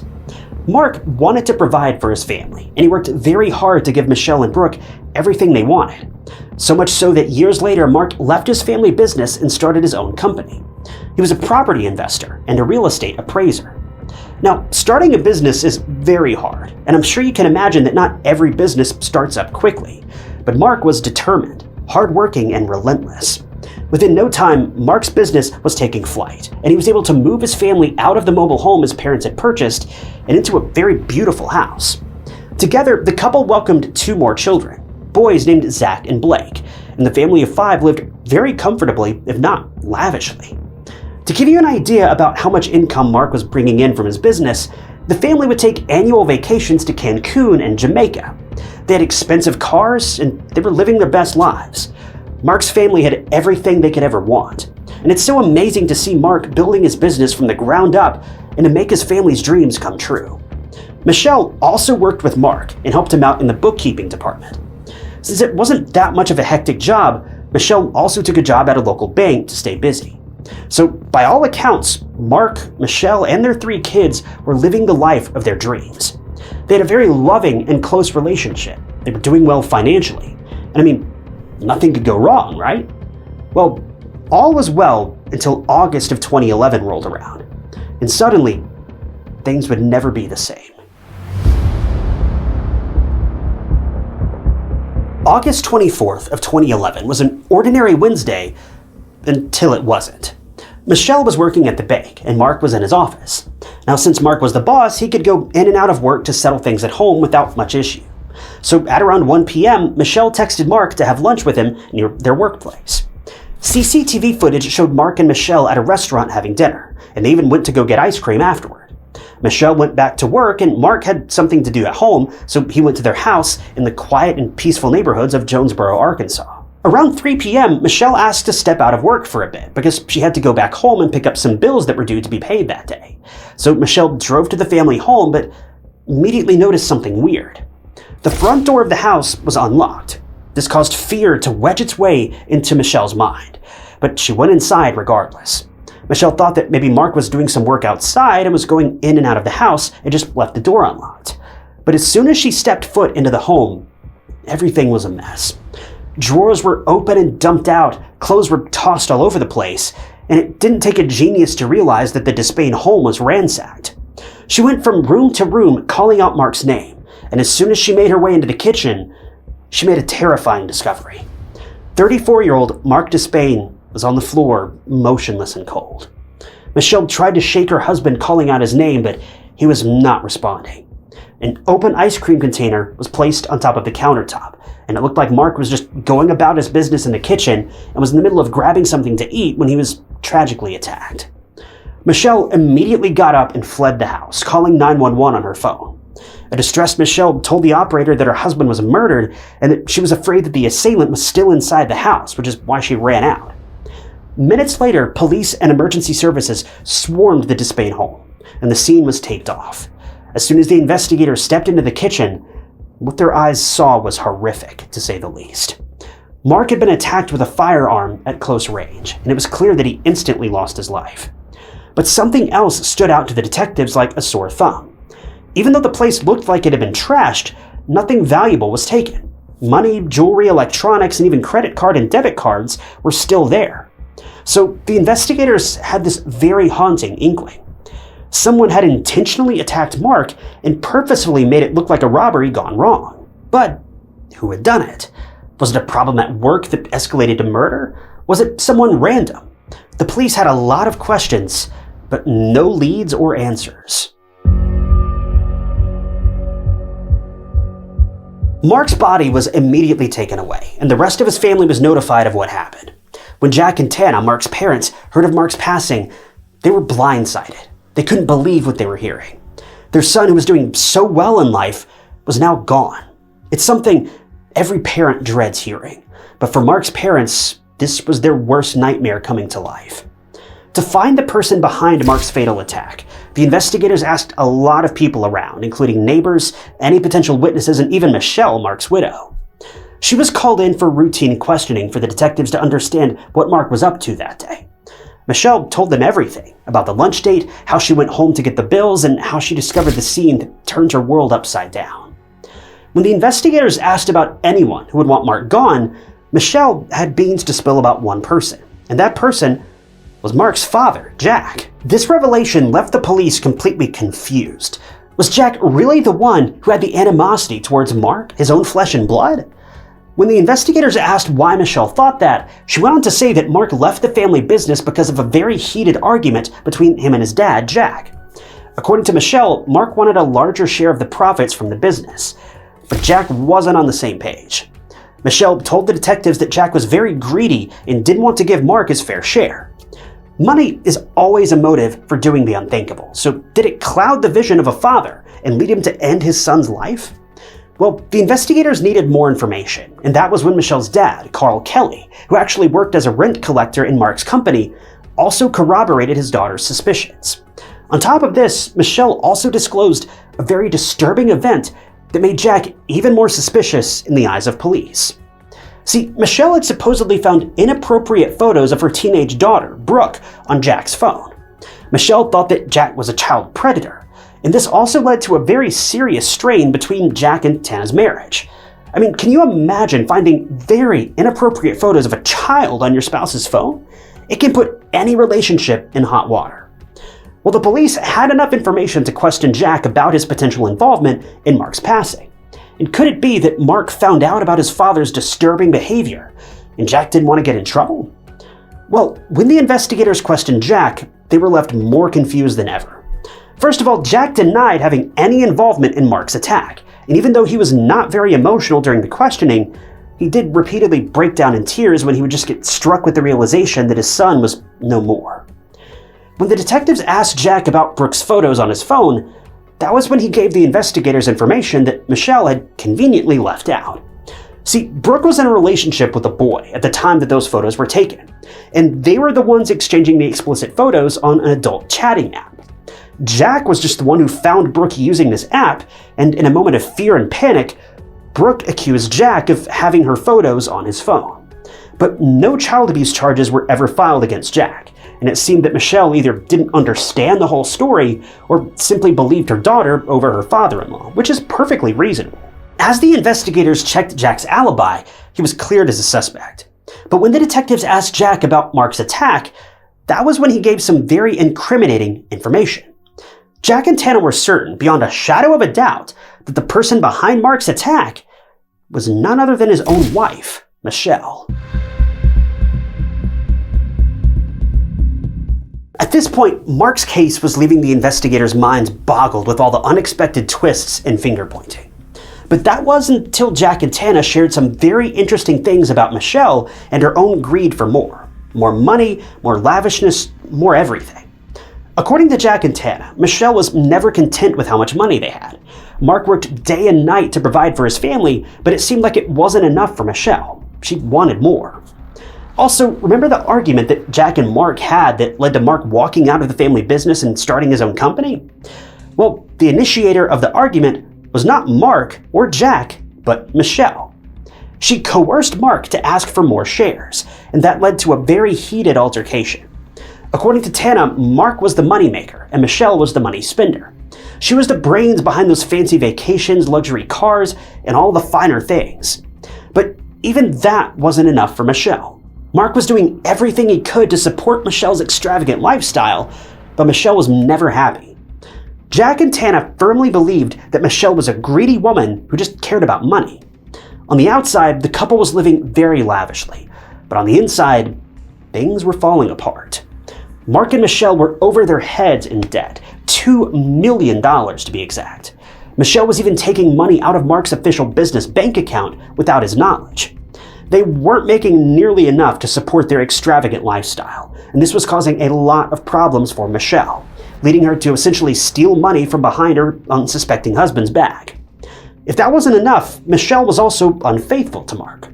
She'd been having an affair with a young 24-year-old coworker. What was even more baffling was that Michelle financially supported this man. I'm talking rent, groceries, utilities, everything. All of this was new information for the police, but this next bit was truly what convinced the investigators that there was something that Michelle had to gain if Marc passed away. See, Marc had 2 life insurance policies in his name, and if he were to pass away, Michelle would get a whopping $1 million. Now that Marc was no more, Michelle could easily get her hands on that insurance money. But even though the motive was clear as day for the police, they still didn't have any concrete evidence against her. Well, that wasn't for too long, because the police went around asking Marc and Michelle's neighbors if they'd seen anything suspicious on the day of the attack. Well, a couple of neighbors and witnesses saw a suspicious man in the area before Marc's attack. He was seen emerging from a blue Mercedes while someone else was driving the car.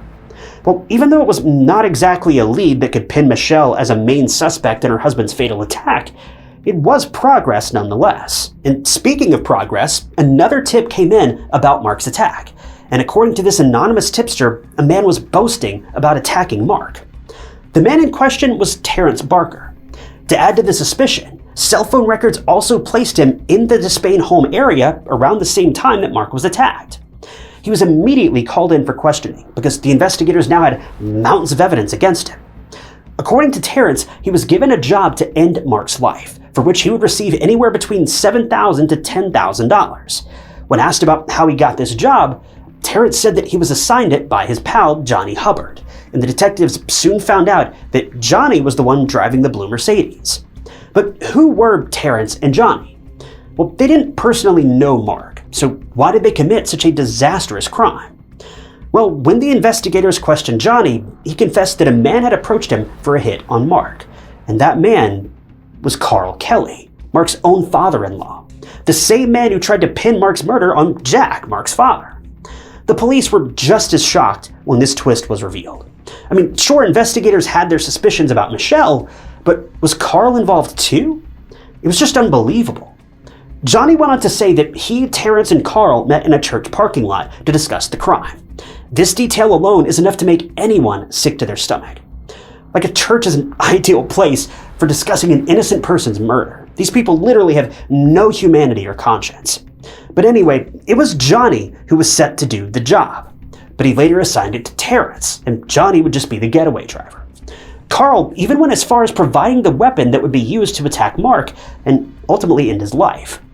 Johnny and Terrence didn't even know Marc. He was a stranger to them, and they agreed to Carl's plan because they wanted to make some extra cash.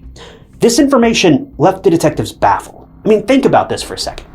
This man's life was worth nothing more than $7,000. You can't even buy a decent car for that amount of money these days, but they were willing to kill for it.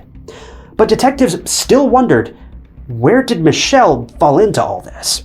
Well, Michelle was the brains behind this evil plan. She was the one giving instructions on how to carry out the attack on Marc and to make sure that he didn't come out alive. But how did the investigators find this out? Well, Michelle and Carl's phone records detailed how Michelle was giving Carl instructions, and then Carl was just relaying all the information to Johnny and Terrence. So it was clear to the police that Marc's murder was premeditated. But the smoking gun was a text message conversation between Michelle and Carl on the fateful day of August 24th of 2011. Michelle sent a text to Carl at around 8:20 a.m. that read, quote, "Has to be today. Can't live like this. It was awful this morning." To this, Carl replied that the job would be done if Michelle could get Marc through lunch. The detectives finally put two and two together. The lunch date between Marc and Michelle was planned all along. This would buy Carl enough time to get Terrence into the house by using a spare key.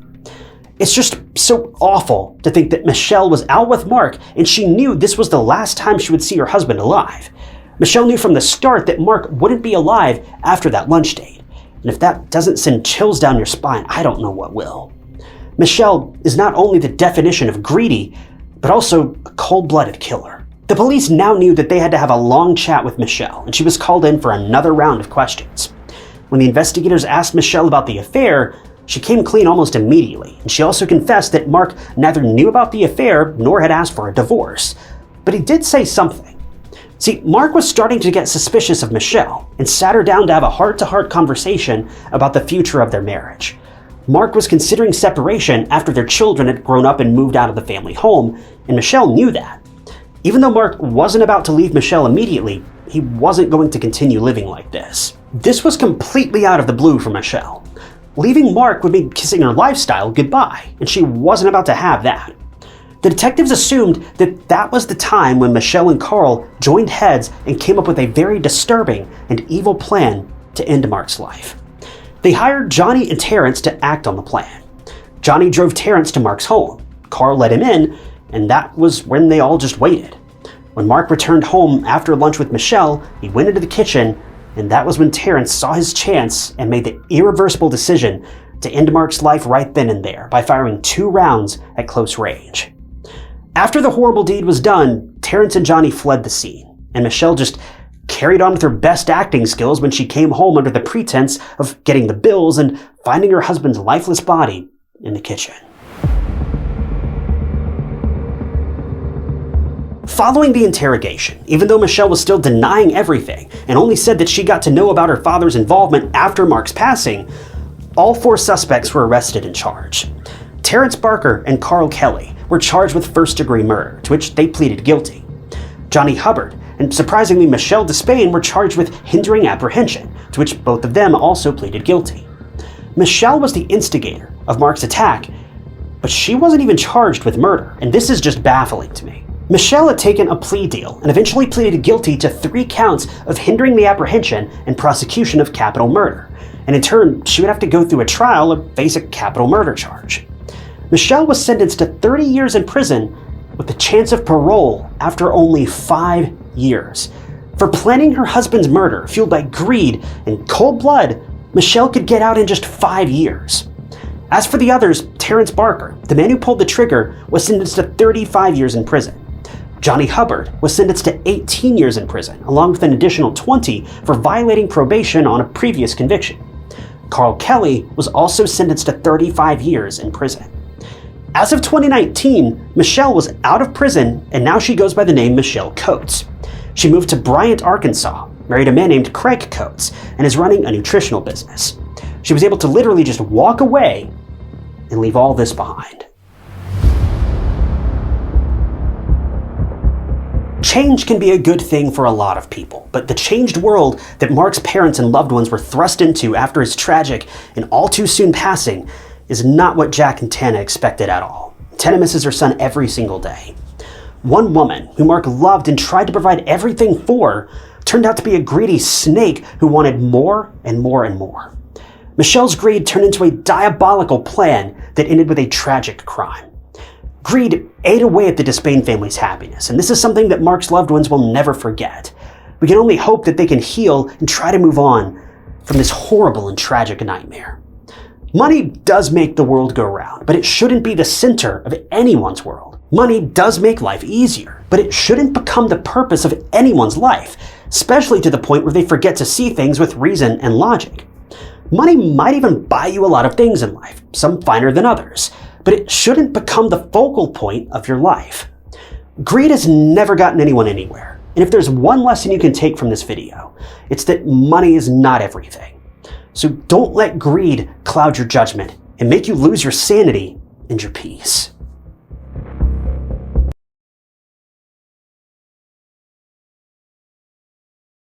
When you find out you're expecting a child, it's supposed to be one of the happiest moments of your life.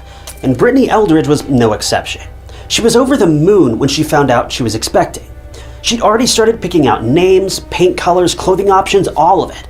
But Brittany couldn't have imagined she wouldn't live long enough to meet her new ball of joy. In Brittany Eldridge's case, not one, but 2 innocent lives were taken.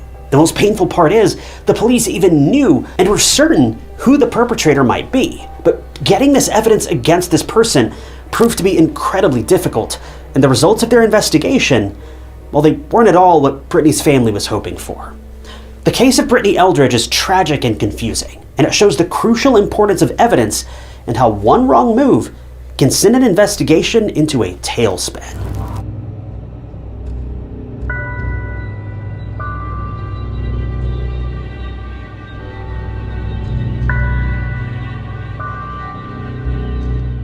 Welcome to True Crime Stories. I'm your host, Ty Knotts, and I post new true crime documentaries every single week. So if you like what you see, be sure to subscribe. It's completely free and it just lets you know when I post new videos. But Brittany Carolyn Eldridge was born on January 13th, 1986, to parents Robin Owens and Jeff Sherwood.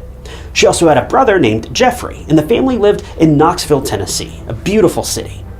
Growing up, Brittany was defined as a sweet young girl who, as cliche as it sounds, loved to love. I swear it's always the nicest people who end up in cases like this. You never hear about jerks getting killed. But anyway, Brittany was the type of person who always looked at the brighter side. To Brittany, her family was everything. According to Brittany's parents, she had a huge heart, and she had a lot of love to give, and she was very romantic by nature. Her brother defined Brittany as his best friend. She was the type of girl who was very girly, but she also loved sports and cheerleading, and didn't have a hard time mingling with anyone, men, women, boys, girls alike. Now, Brittany was a young woman with tons of aspirations, but more than anything, Brittany had dreams of finding that perfect someone. She dreamed of getting married at a young age, so much so that she met her husband, Terry Eldridge, as soon as she finished college. At that time, Brittany was 22 years old, whereas Terry was 39. Now, the age gap between Brittany and Terry was pretty sizable, but what attracted the pair to each other was their personalities, honestly. Brittany was outgoing and fun and smart and cheerful, whereas Terry was private but a stable man with a good head on his shoulders. They were polar opposites in many ways, but Brittany didn't mind it. In fact, some of the best marriages end up being 2 people who are incredibly different. It kind of makes you the whole package when you're together. Brittany wanted to settle down with a decent man, and that was exactly what she did. The pair got married after just a few months of dating, and life was going well. But the rift in Brittany's marriage began with not being on the same page with wanting kids. Brittany was born to be a mom, and if she wanted to do anything in this world, it was to experience motherhood. But Terry didn't want kids. Brittany knew this from the start, and she was initially okay with it, which was why the couple went on and got married. But something was missing in her life, and seeing that Terry didn't deter from his initial decision of not wanting kids, well, it's safe to assume that it bothered Brittany a lot. Also, the couple were quickly drifting apart. They had different work schedules that clashed almost all the time, which could probably be the reason why Terry didn't want to start a family, which is understandable. At that time, Brittany was working at a mortgage company called Vanderbilt Mortgage and Finance, whereas Terry was a truck driver, and he had long and unexpected shifts at work.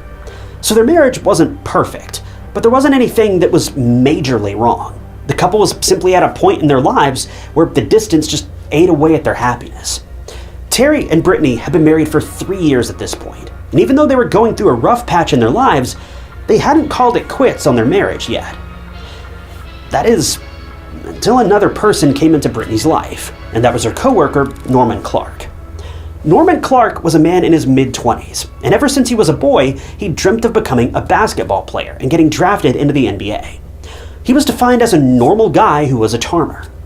According to coworkers, Norman and Brittany started working at Vanderbilt Mortgage and Finance the very same day as collectors, but Brittany, being smart, got the hang of her tasks faster than Norman did.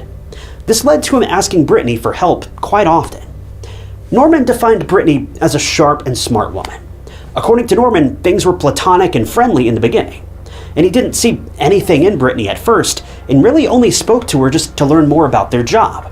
But as they started spending more and more time together, Norman and Brittany formed an instant connection, and they just clicked. But there was one problem. 25-year-old Brittany was married at that time. But just 8 months later, things would take a turn.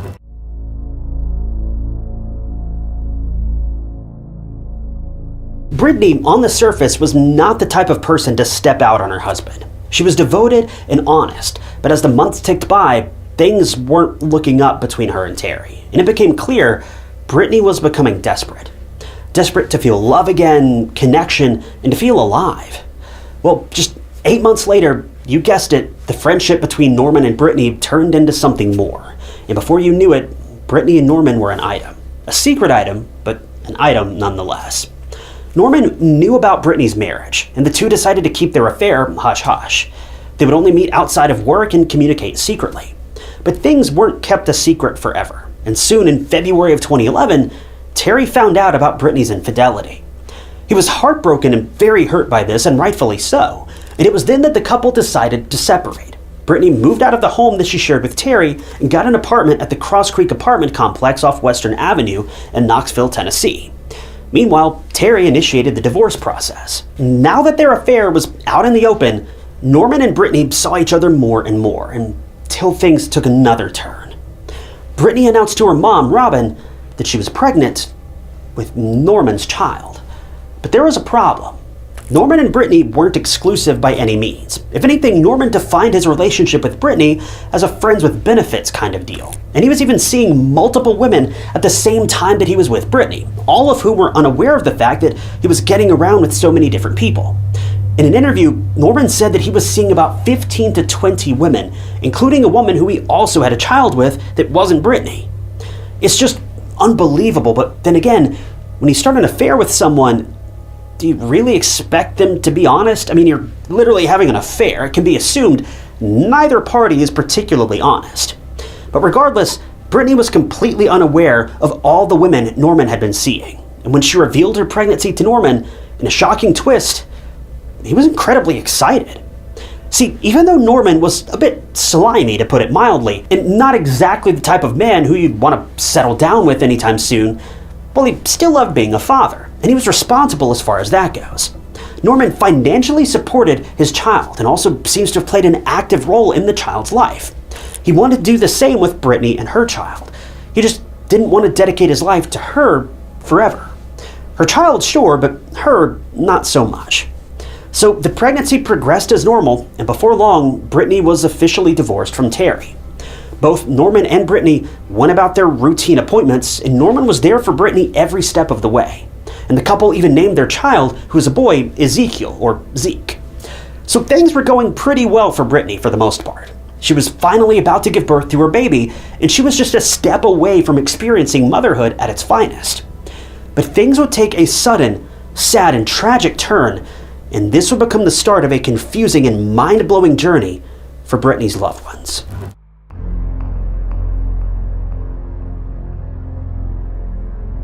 Brittany was due to give birth in December of 2011, and in the meantime, she was still working at Vanderbilt Mortgage and Finance. But one day, on December 13th of 2011, just 2 weeks before her due date, Brittany didn't show up for work, and this was concerning for her coworkers. First, Brittany would never just take a day off without prior notice, but if she had, then maybe it meant something was wrong, because she was almost full term and her coworkers feared that she might need help. One of Brittany's coworkers, good friend and seemingly the only person who knew about her affair with Norman, Andrea, actually went to Norman's and notified him of Brittany's absence, and suggested that he call Brittany's mom, Robin, just to see if everything was okay with her. Norman called up Robin immediately and asked whether or not she'd seen Brittany. This got Robin on the edge and filled with worry, and she decided to go and check up on Brittany at her apartment. But as soon as Robin reached the apartment and walked up to the door and twisted the knob, the door just kind of fell open. It was unlocked, and it set even more dread in Robin's mind. As she entered the apartment, the first thing she saw was the living room, and it was a mess. Brittany's TV, which was mounted on the wall, was lying on the ground, badly damaged.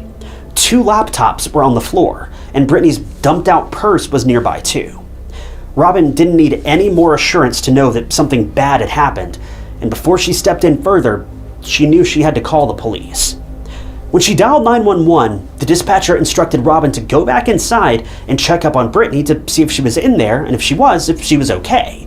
And Robin did, which would turn out to be a grave mistake. When she made her way into her daughter's bedroom, she heard something. It was the sound of running water. With her phone on one ear and her heart in her throat, she opened the bathroom door and saw her daughter, Brittany, lifeless inside the overflowing bathtub.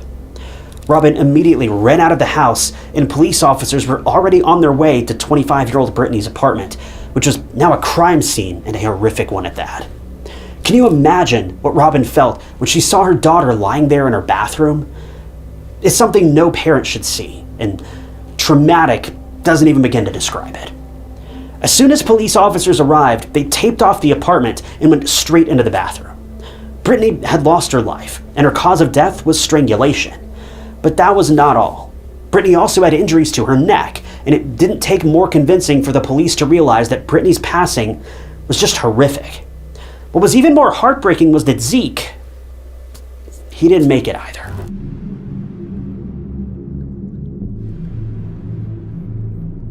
The police took away Brittany's body for an autopsy and forensic examination to find anything that could lead to her and her baby's killer. And in the meantime, all of Brittany's friends and family were made aware of this terrible and gut-wrenching news. At first, the police thought that it was a burglary gone wrong, based on how the apartment looked at face value. To make this theory more convincing, the area where Brittany lived had gone through a series of robberies in the past few weeks. So was it a case of a robbery gone wrong? Did someone break into Brittany's apartment and then in the midst of the deed took Brittany's life? Well, when the police searched even more thoroughly, they found no signs of forced entry into the house, and surprisingly no valuables were taken, including Brittany's debit card that had the password attached to it. To be fair, the police were left confused with this whole burglary theory, because how many times have you heard that a burglar tried to rob someone in their home and ended up taking their life? Things were just not adding up. The police were convinced that the crime had an evil motive and that the scene was likely staged to make it look as if the place had been ransacked. The police believed it might have been someone Brittany knew because she let them into her home, or that person at least knew how to gain access inside. When the police realized that nothing was stolen and nothing pointed towards a robbery, the investigation quickly changed to that of a homicide. Norman was notified about Brittany's passing, and as soon as he reached her apartment, the police caught his reaction on the car dashcam. Norman was distressed and very emotional. He broke down in tears and was very distraught and just kept saying, "What happened? That's my family. That's my baby." As soon as the police got their hands on Norman, they asked him a load of questions. The police thought that a crime of this violent nature had to be committed by someone Brittany knew, and their suspicions were on none other than Norman.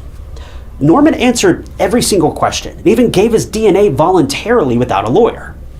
A short while later, when Brittany's autopsy results came out, the police found out Brittany had been discovered about 12 hours after her demise. But not only this, but 2 samples of unknown male DNA were found on her body. The police wanted to see whether one of them matched Norman's, but when it was checked, the result was not a match. The DNA found on Brittany didn't match Norman's, the police's main person of interest. The police then talked to Brittany's family about Norman. According to her mom, Robin, Norman was an affectionate guy and he took care of Brittany, but things had been a bit rough, especially after Brittany announced her pregnancy. The police also found out that Norman was under financial strain, had debt collectors on his tail, and had been living with his parents in their basement. So the police were left asking themselves, did Norman end Brittany's life because he didn't want a child? Was he thinking that a baby would mean more financial issues? What was the motive? And if he was really behind Brittany and Zeke's passing, then how did he do it? The police wanted to know where Norman was at the time of Brittany's attack, and it turned out that he was with one of his girlfriends, Leanne Hahn. The police also found texts between Norman and Brittany, and from the looks of it, it seemed that Brittany and Norman were due to meet at her apartment on December 12th to talk about their future and the baby. But when the police talked to Norman, he said he'd never made it, and instead spent the night with Leanne. This was quite suspicious for the police, and even though Leanne did say that she woke up to the sound of Norman arriving at her house at around 10:30 p.m. on December 12th, Norman's phone records showed that he was in the area of Brittany's apartment that evening. But sometime after 9 p.m., he turned his phone off, which was a bit weird. In the meantime, the police also went over to speak with Terry, Brittany's ex-husband, and he was quickly cleared since he wasn't even in town at the time of her attack. His DNA was also checked against the two samples found on Brittany's body, but it wasn't a match. See, the police had a strong suspicion that Norman was the only person with a possible motive to end Brittany's life, but the two DNA samples found at the scene were clouding the investigation. But even with virtually no evidence against him, Norman was soon arrested and charged with 2 counts of first-degree murder. Norman pleaded not guilty, and he was now awaiting trial.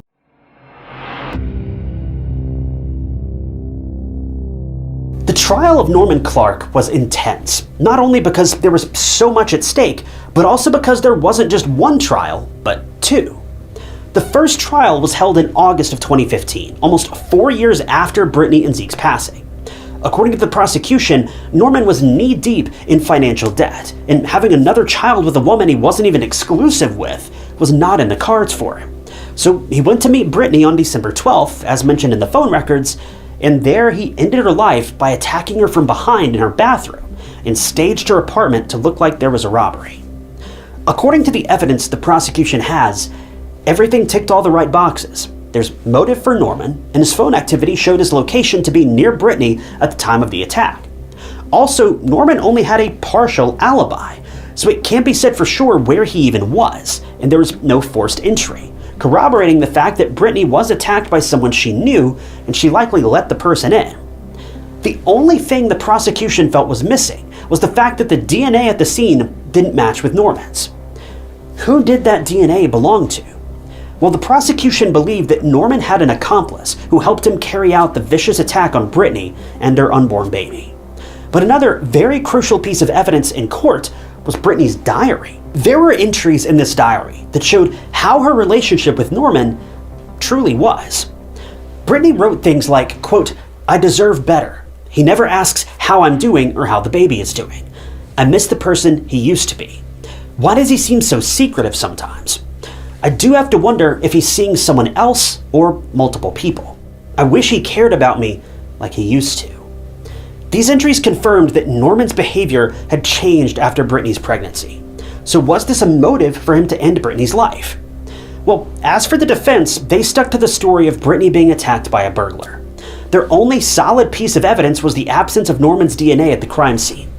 The defense claimed that for Norman to attack Brittany, his DNA should have been present at the crime scene because it clearly looked like a struggle had taken place. Also, according to the defense, Norman wouldn't have had a lot of time to commit the crime, change out of his clothes, which would have been soiled during the struggle, dispose of them and the weapon, and then stage the scene and leave the house without leaving any trace. The defense also stressed that the unknown DNA on Brittany's body belonged to the burglar, and that the police did not thoroughly look into this detail. Essentially, the defense was painting the picture that the police were after an innocent man who loved his children and Brittany too. He didn't abandon her, he wasn't violent towards her. Yes, they had their occasional fights, but who doesn't? As for Brittany's diary entries, the defense swept them aside by saying that they're all vague and don't necessarily show any signs of abuse or violence. And they're not wrong. But anyway, After testimonies from Brittany's family and other people, the jury deliberated for almost a full day before the verdict came out. The result was a hung jury. The verdict was 11-1 in favor of not guilty for Norman. So the torment for Brittany's family wasn't over, and the prosecution decided to try to charge Norman again. This meant that another trial and its preparation were underway. To think that Brittany's family was trying so hard to find answers about their daughter's unfortunate passing, and they were unsuccessful after all this, it's just devastating. But the second trial was held in 2017, and everything was the same. The evidence, the jury, the proceedings, everything. The only difference was Norman's defense attorney. He requested new legal counsel in the second trial. His attorney in the first trial was Greg Isaacs, whereas now he was being represented by Kit Rogers, a former Knox County prosecutor. This time, the jury took 4 to 5 days to deliberate, and when the verdict was announced, it was a mistrial yet again. Out of the 12 jurors, 11 of them were in favor of the guilty verdict this time, whereas 1 was convinced that Norman was not guilty. I mean, what a change of verdict, but since the jury hung and the decision wasn't unanimous, Norman couldn't be charged with anything.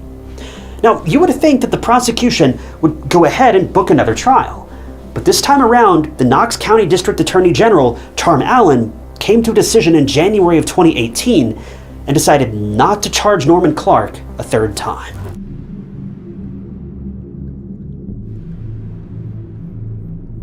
Now, the murder of Brittany Eldridge is still open to new evidence, and if the state finds more persuasive evidence against Norman, then he might be tried again. But as of now, Norman hasn't been tried again, and he is a free man. As for Brittany, her case remains unsolved to this day. Brittany and Zeke's funeral was held on December 21st of 2011 at the same church she attended since she was young, and it was a heartbreaking day for everyone. Brittany's family knew how much she wanted to be a mother, but sadly, her life was cut short very abruptly, not even sparing her unborn boy. The Knoxville community was with Brittany's family every step of the way, making this huge loss at least a little bit more bearable, even though they could never really fully recover from this tragic series of events. This case is so confusing, and there's no satisfying moment in the end because no one has been charged or punished for what they did to Brittany and her unborn baby. Even though Norman was a prime suspect, he has been proven innocent by the law, at least for now. If he is behind Brittany's passing, then I guess you could say he got away with it. But who can say for sure? We just don't know who did this to Brittany, a woman who just wanted to be loved and had so much love to give to her son. To think of what Brittany's family is going through is just heartbreaking. It's been almost 13 years since the attack on Brittany, and they're still waiting for closure and some kind of justice for their daughter, whose life was taken so brutally by someone who didn't even think twice before ending not only her, but an unborn child's life too.